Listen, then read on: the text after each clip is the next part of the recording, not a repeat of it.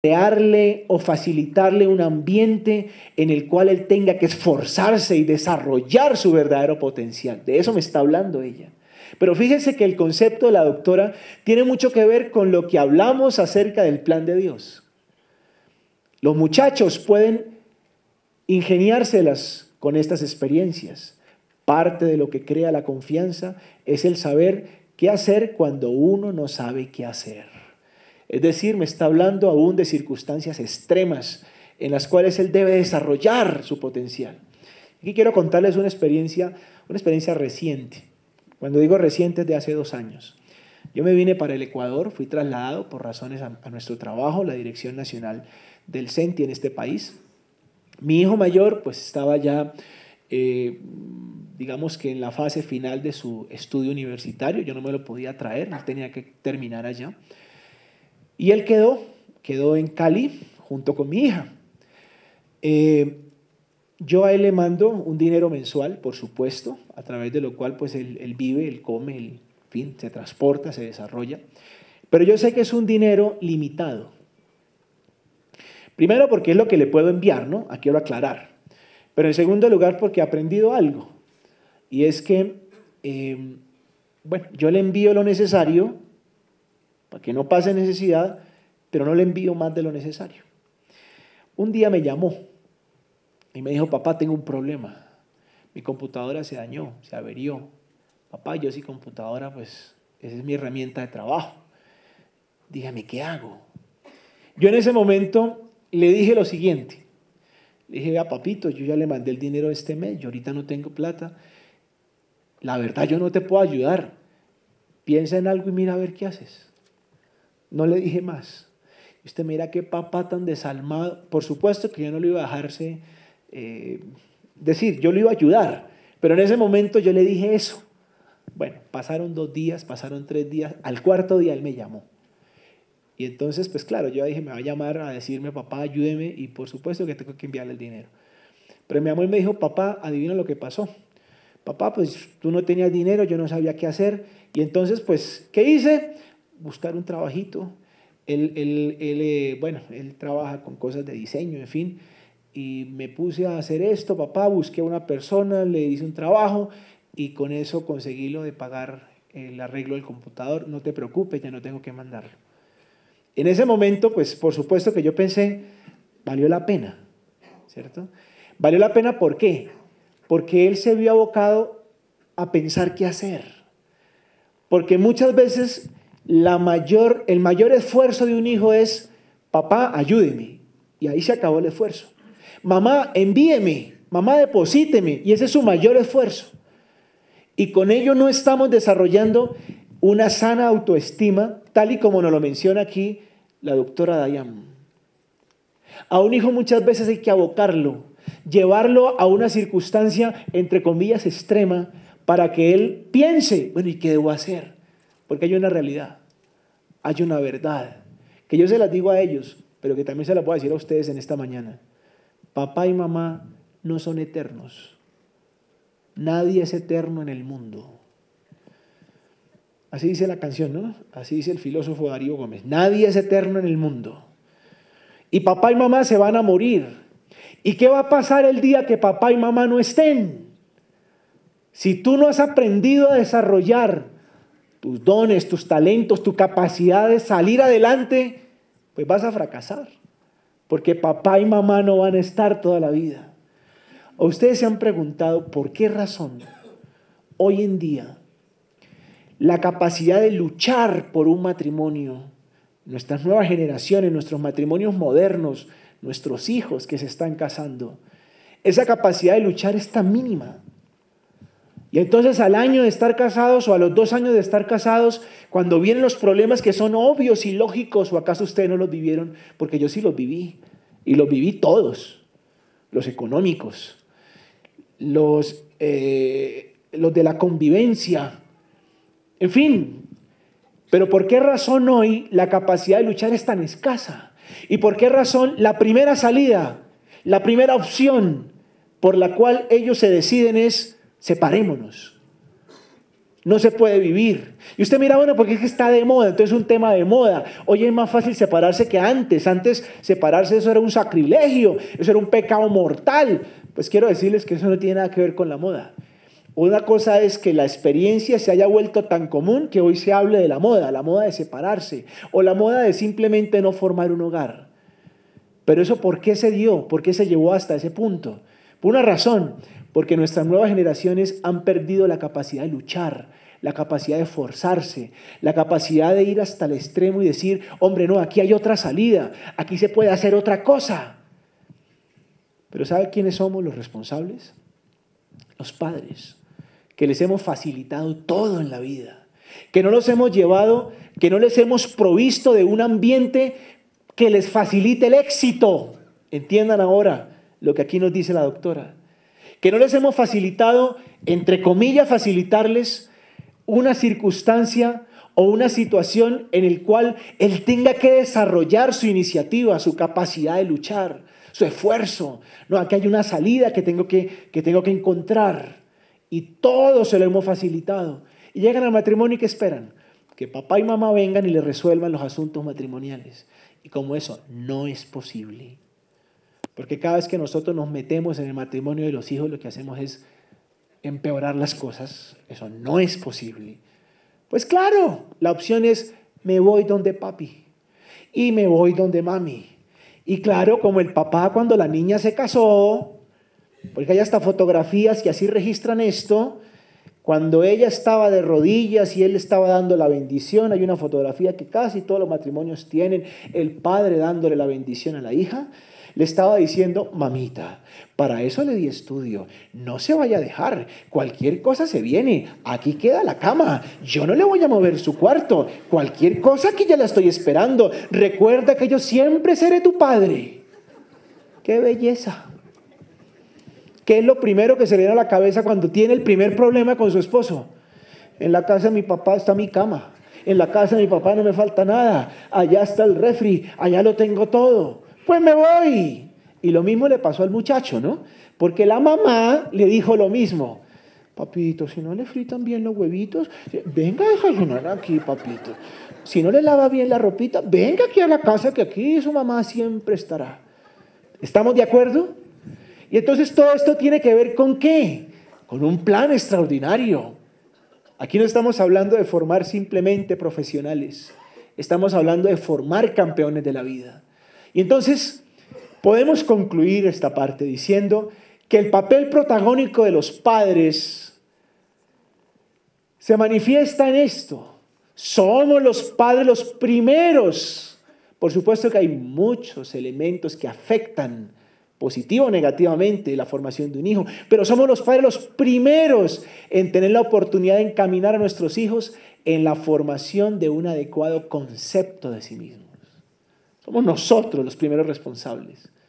No son los compañeros del colegio, es que el bullying está acabando con el concepto de nuestros hijos, la autoconfianza. Pues quiero decirles que es un fenómeno social estudiado hoy, pero ampliamente, con unas consecuencias terribles, como por ejemplo hasta el suicidio. Pero aquí permítame decirles algo, sin temor a equivocarme en lo más mínimo. Un muchacho es más vulnerable o menos vulnerable al bullying o matoneo, como vulgarmente lo llaman ellos, en su ambiente de jóvenes, entre más o menos hayan sido influenciados por sus padres. Aquí podríamos hablar de muchas estadísticas que no las voy a mencionar en este momento, en el cual la responsabilidad de un padre frente a un hijo con una baja autoestima es impresionante, comprobable. La responsabilidad es casi total. Somos los padres, entonces, los responsables de formar en nuestro hijo una sana autoestima.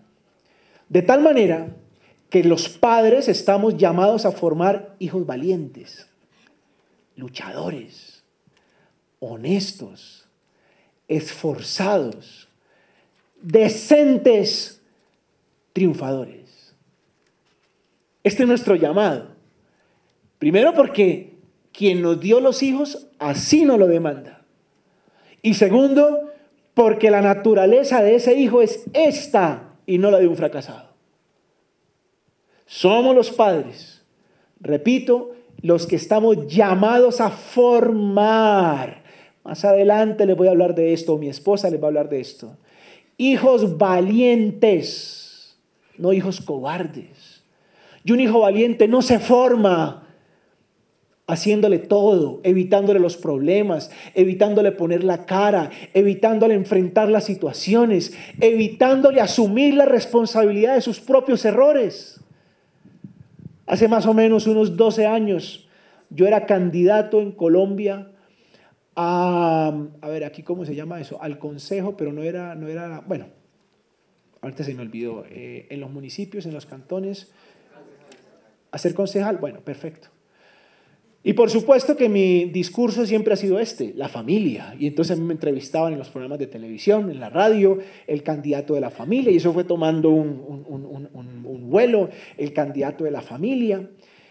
Y un día venía yo de una conferencia en una universidad que estaba hablando sobre el tema y pues eso era parte de mi campaña política. Y llegué a mi casa. Eran como las 11 de la mañana, recuerdo.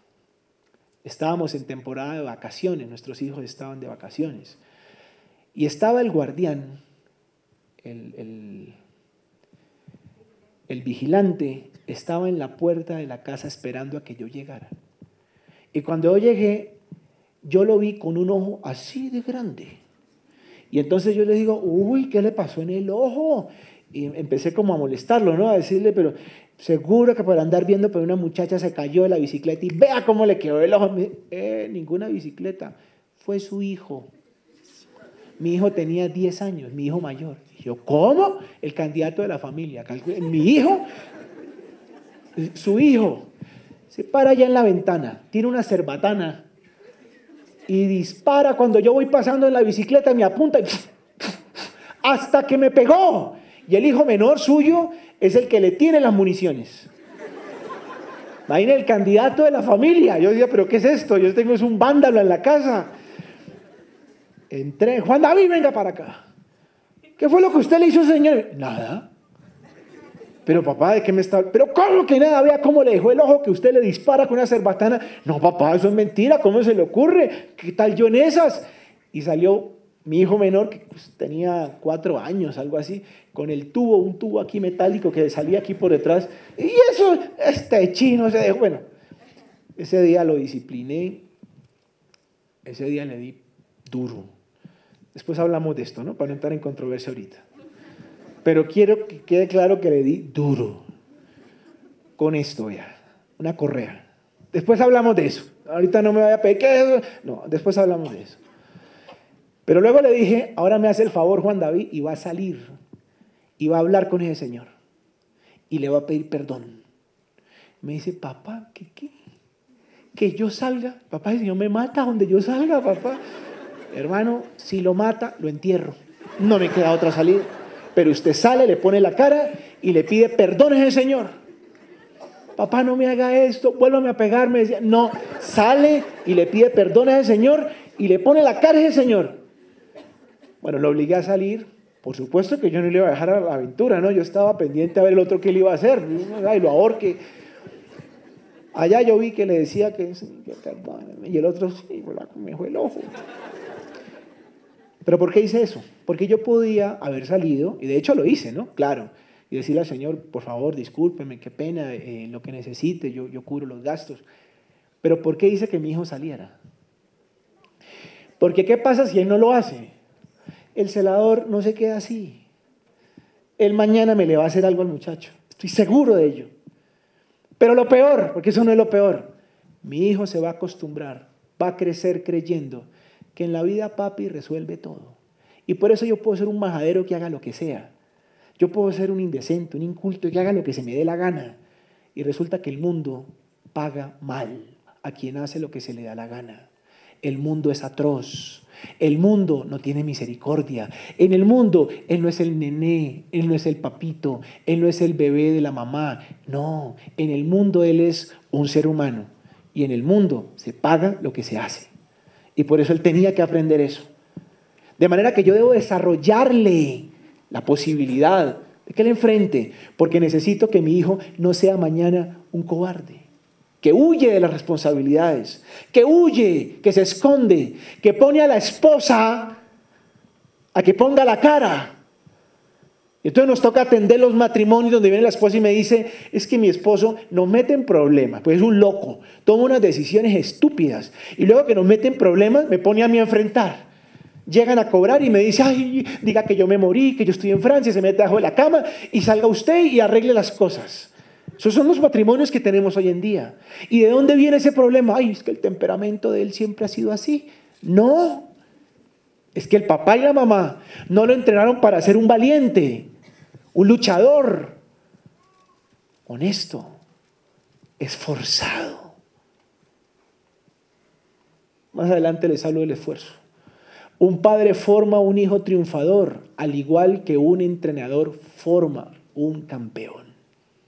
Hablando de los padres formadores de campeones, este es Roger Federer. Este es el papá de Roger Federer. La historia de ellos es muy bonita, ¿no? Y siempre ha tenido un papá al lado de él.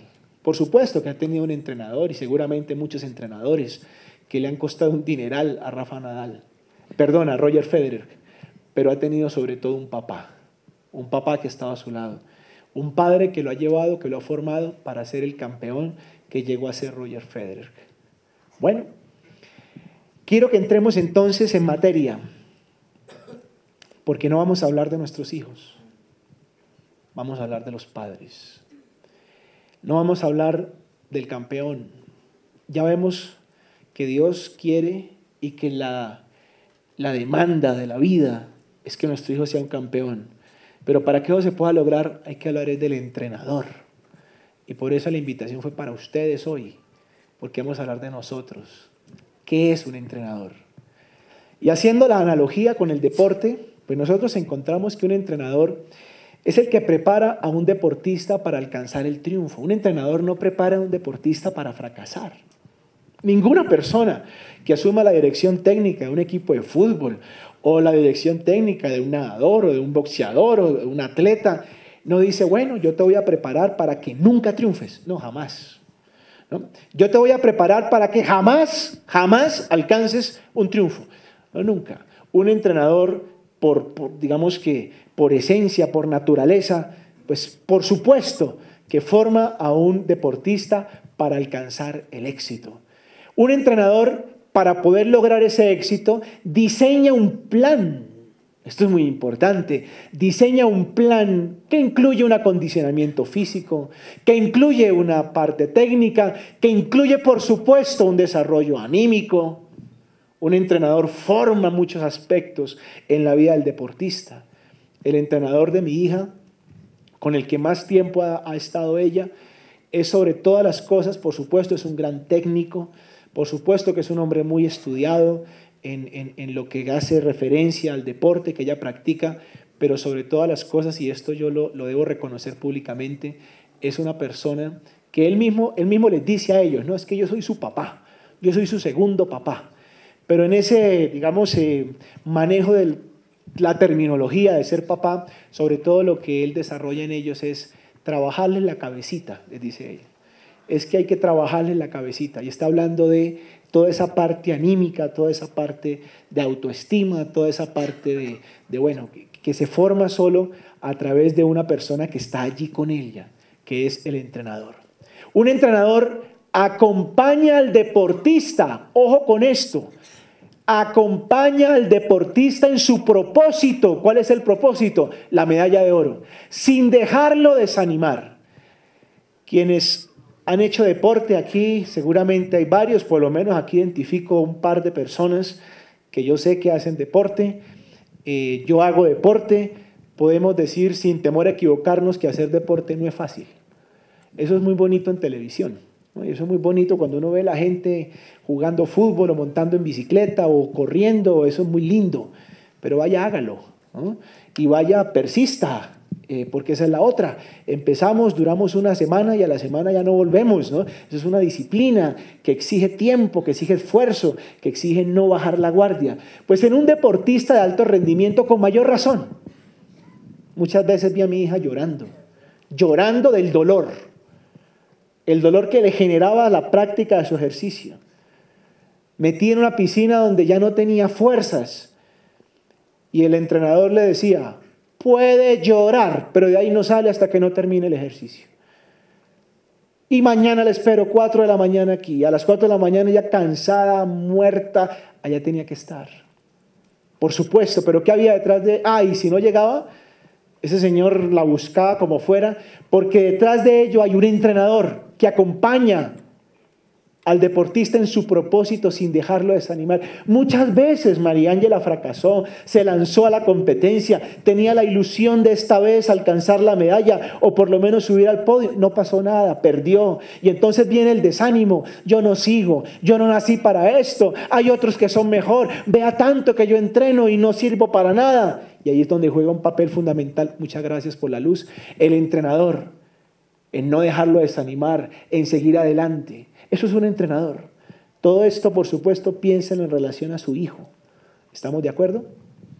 El entrenador se convierte en un parámetro a seguir e imitar. Es que el entrenador se vuelve un modelo para el deportista. El deportista admira a su entrenador. El deportista quiere emular a su entrenador. El deportista quiere llegar a ser como su entrenador. No sé si ustedes escucharon en los pasados campeonatos mundiales de atletismo. Acaban de terminar en Rusia, si no estoy mal. Hubo justamente una colombiana que se ganó por primera vez en la historia una medalla de oro en el salto triple. No sé si ustedes han escuchado la noticia. Le dio la vuelta al mundo. Esta es una mujer vallecaucana de apellido Ibargüen. Empezó en otra práctica, ella saltaba, hacía salto alto. Llegó el entrenador que tiene ahora y le dijo, no, yo creo que tú puedes trabajar salto triple. Y empezó a entrenarla durante muchos años. En los pasados Juegos Olímpicos fue medalla de plata y esta vez alcanzó la medalla de oro, ganándole a la que fue medalla de oro en los Olímpicos. Y en una entrevista que tuve la oportunidad de escuchar, ella decía, gracias a mi entrenador, al cual admiro, es que ha sido un hombre fundamental en el desarrollo de mi práctica para poder llegar hoy a la medalla de oro. Es que un deportista que no admire a su entrenador, ¿en qué estamos?